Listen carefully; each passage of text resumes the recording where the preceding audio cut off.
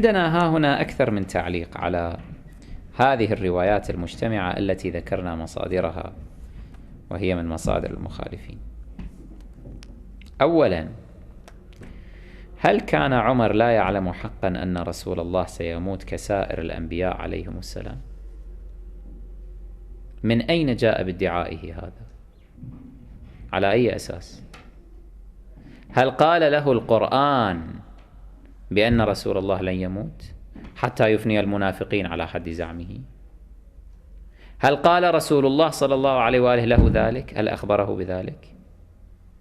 إنك ميت وإنهم ميتون، وما محمد إلا رسول قد خلت من قبله الرسل أفإن مات أو قتل انقلبتم على أعقابكم. إذن القرآن يصرح بأنه ميت، ورسول الله صلى الله عليه وآله يصرح كرارا ومرارا، خصوصا في السنوات الأخيرة من حياته، وفي الأشهر الأخيرة من حياته، وفي الأيام الأخيرة من حياته، بأنه سيموت عن قريب.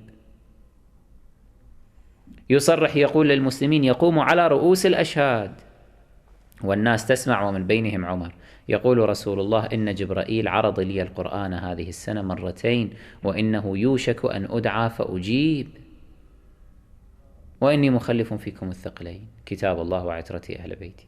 إذن رسول الله كان يصرح عشرات الموارد، عشرات الموارد أن رسول الله كان يمهد للناس أني سأنتقل من بينكم، خلص. والحوادث معروفة أنه رسول الله صلى الله عليه وآله وقف في آخر أيامه وقال: أيها الناس إني سأموت، من عنده مظلمة بسببي فليأتي إلي. فجاءه ذلك الرجل وقال له: يا رسول الله، أنت ضربت بطني من حيث لا تشعر، ما كنت أقصد، فاكشف لي عن بطنك حتى أقتص. فكشف عن بطنه وقبله ذلك الرجل. كل هذا الأمر الذي يصنعه رسول، والمسلمون كانوا يبكون لأنه يعلمون أن رسول الله في طور الرحيل.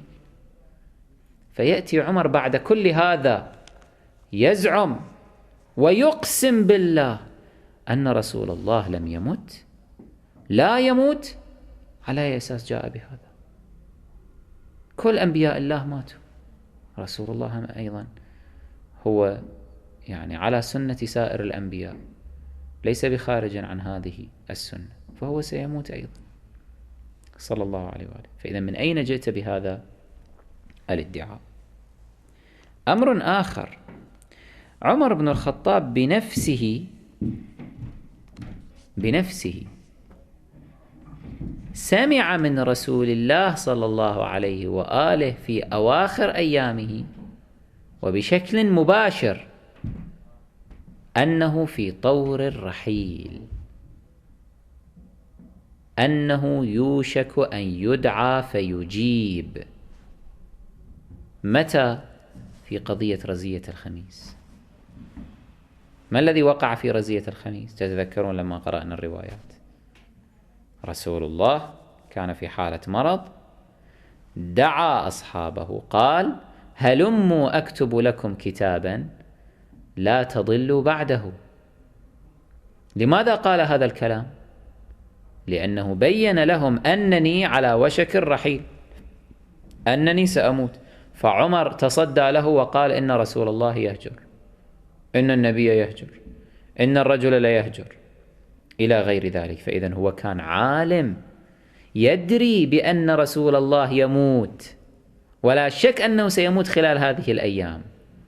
فعلى أي أساس يزعم الآن هكذا استعباطا أن رسول الله لم يمت ولا يموت؟ على أي أساس؟ ثم من جانب آخر، على أي أساس زعم بأن رسول الله صلى الله عليه وآله غاب عن قومه 40 ليلة، وأن الله أرسل إليه واستدعاه كما استدعى موسى بن عمران عليهما السلام، وأنه لما يرجع سيقطع أيادي وألسن الرجال، أيدي وألسن الرجال الذين على حد تعبير بعض الروايات عن لسان عمر أرجفوا بموته. زين، من أين جاء بهذا؟ هب أن الرجل كان بالفعل مندهشا مصدوما بسبب موت رسول الله صلى الله عليه وآله. لنفرض هذا، هل هذا يسوغ له أن يخترع اختراعا، يختلق اختلاقا، يكذب أكذوبة من دون أي أصل، من دون أي إبلاغ من قبل النبي صلى الله عليه وآله؟ لا وحي نزل بهذا ولا حديث شريف بلغه عن رسول الله صلى الله عليه وآله أنه قال هذا. يزعم فيه أنه رسول الله قد أرسل إليه ربه وغاب عنا 40 يوما. على أي أساس جاء بهذا الزعم؟ من الذي أخبره بذلك؟ من أين جاء به؟ لا جواب، سوى الكذب ومحاولة إحداث هذه الغوغائية، لا أكثر ولا أقل. حتى بعض الناس يتفاجؤون، ما الذي يجري؟ هل بالفعل رسول الله مات أم لا راح غاب كما يقول عمر بن الخطاب؟ ثم لو دققنا في الأمر، ما وجه التشابه بين القضيتين؟ ما وجه التشابه بين غيبة موسى بن عمران عليهما السلام وبين غيبة رسول الله صلى الله عليه وآله؟ موسى بن عمران غاب عن قومه بروحه وجسده، جسده أيضا غاب، أما رسول الله فجسده كان موجود، روحه غابت، فإذا هو قد مات. ماكو وجه تشابه بين القضيتين حتى تربط هذه بتلك وتختلقها اختلاقا. وهنا نسأل، على أي أساس شرعي كذب عمر وادعى أن رسول الله غاب عن قومه كموسى بن عمران 40 ليلة؟ كيف استحل الكذب في هذه الحالة؟ والمصيبة أنه أقسم على ذلك. فمثل هذا هل يستحق أن يكون خليفة للمسلمين؟ الرجل الذي يكذب ويقسم على الكذب يستحق أن يكون خليفة للمسلمين؟ يبرر المخالفون لعمر بذلك ما صنعه بمسألة أنه كان كما قلنا مصدوما، صعق من قضية وفاة رسول الله صلى الله عليه وآله. فنقول نحن إذا كان الأمر سلمنا بذلك جدلا، تنزلنا إلى ذلك، فإن مثل هذا أيضا لا يستحق أن يكون خليفة للمسلمين. الرجل الذي لا يتمكن من أن يصمت في الأزمات ولا يستذكر الآيات القرآنية ولا يستذكر الإخبارات النبوية الكثيرة بأنه سيموت رسول الله، سيموت صلى الله عليه وآله، ويرتبك في مثل هذه الحال ويكاد أن يقتل الناس لمجرد أنهم قالوا رسول الله مات، هذا رجل أحمق لا يستحق أن يكون خليفة ويكون قائدا للمسلمين. تعليقنا الآخر: من هم هؤلاء المنافقون الذين ادعى عمر أنهم زعموا أن رسول الله مات، لما قال سيأتي رسول الله وسيقطع أيدي رجال من المنافقين وألسنتهم يزعمون أن رسول الله قد مات؟ من هم هؤلاء المنافقون؟ من هم هؤلاء الذين يقصدهم عمر؟ هل هم آل بيت رسول الله صلى الله عليه وآله إذ قالوا رسول الله قد مات؟ هل يقصد عم رسول الله العباس؟ هل يقصد عمرو بن قيس بن زائدة؟ هل يقصد المغيرة بن شعبة؟ من هم هؤلاء المنافقون الذين يصفهم عمر بالنفاق فيقول أنهم يزعمون أن رسول الله مات؟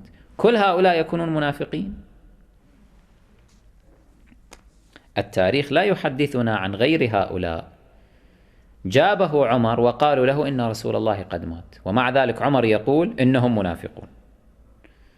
خلي يبتلشون ذولا اللي يقولون عدالة الصحابة. ثم في تعليقنا الآخر نقول: على أي أساس شرعي يتوعد عمر القائلين بوفاة رسول الله بالقتل؟ ما هو مسوغه الشرعي لمثل هذا التهديد؟ تعليقنا الآخر: لماذا لم يلتفت عمر، أو في الواقع أظهر عدم التفاته إلى ما تلاه عمرو بن قيس بن زائدة؟ عمرو بن قيس بن زائدة كما روى المخالفون قام من آخر المسجد فقال: وما محمد إلا رسول قد خلت من قبله الرسل أفإن مات أو قتل انقلبتم على أعقابكم. هيدا تنقلبون على أعقابكم، أشوف ما تصبرون على المصيبة. عمر أظهر عدم التفاته إلى هذه الآية ولم يعلق بشيء، لكن بمجرد ما جاء أبو بكر وتلا الآية ذاتها قال عمر: أو إنها في كتاب الله. نفس الآية تليت، لكن في المرة الأولى من فم عمرو بن قيس بن زائدة فلم يلتفت إليها عمر، أظهر عدم التفاته. وفي المرة الثانية كانت من فم أبي بكر بن أبي قحافة فأظهر عمر كل هذا الاهتمام بالآية وسلم بأمر وفاة رسول الله حينها. هذا يكشف الخفايا. وبالمناسبة هذه الآية، آية الانقلاب على الأعقاب، كما ذكرناه في المحاضرات المتقدمة، إنما نزلت في موقعة أحد لما كان عمر وأصحابه من أوائل الفرارين الذين خذلوا رسول الله صلى الله عليه وآله وخانوه، فإذا كان عمر مخاطبا بهذه الآية، فلا يعقل أنه لم يكن يستذكرها، كان مخاطبا بهذه الآية بعينها وذاتها لأنها نزلت فيه وفي أصحابه الذين فروا، فلا يمكن له أن يستعبط ويقول: أو إنها في كتاب الله، هكذا كأنه الآية ما كانت في كتاب الله. كيف وهي نزلت في موقعة أحد وهو مخاطب فيها، هو وغيره من الذين خذلوا رسول الله وفروا وتركوه وحيدا بين أيدي المشركين. تعليقنا الآخر: على أي أساس يفترض أبو بكر أن هناك من يعبد محمدا صلى الله عليه وآله؟ ما هذا التعبير الوقح من أبي بكر؟ أيها الناس، من كان يعبد محمدا فإن محمدا قد مات وإن الله حي لا يموت. وفي لفظ آخر: ومن كان يعبد محمدا فقد هلك إلهه.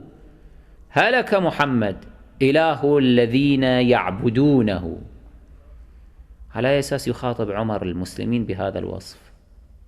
هل هنالك أحد من المسلمين يعبد محمدا صلى الله عليه وآله؟ أصلا هل هذا الأمر يتصور؟ يتوقع؟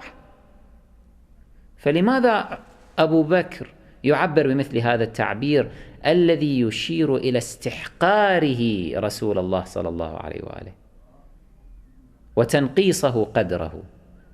يريد أن يعبر أنه رسول الله قد هلك، مات محمد، خلص راح. إلهكم من كان يعتقد به، خلص راح، انقضت تلك المرحلة.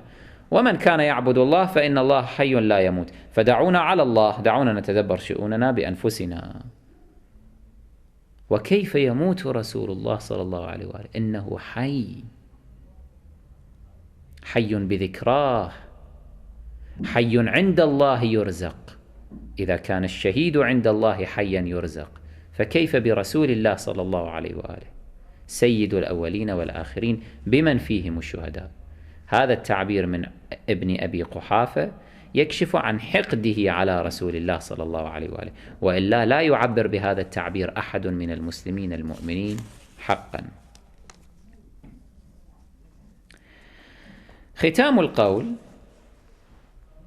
في هذه الحلقة أن هذا التغير المفاجئ والانقلاب المفاجئ في نفسية عمر بن الخطاب 180 درجة انقلب فجأة من قمة الغضب والهيجان إلى منتهى السكون والهدوء